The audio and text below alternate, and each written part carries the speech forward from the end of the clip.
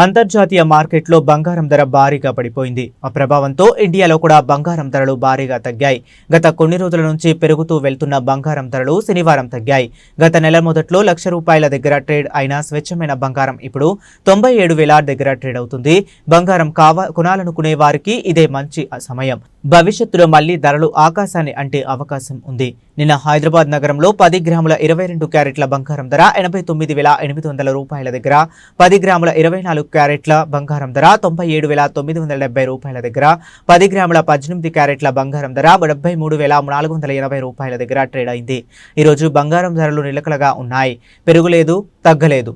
10 గ్రాముల 24 క్యారెట్ల బంగారం ధర ₹97,970 దగ్గర, 10 గ్రాముల 22 క్యారెట్ల బంగారం ధర ₹89,800 దగ్గర, 10 గ్రాముల 18 క్యారెట్ల బంగారం ధర ₹73,480 దగ్గర ట్రేడ్ అయింది.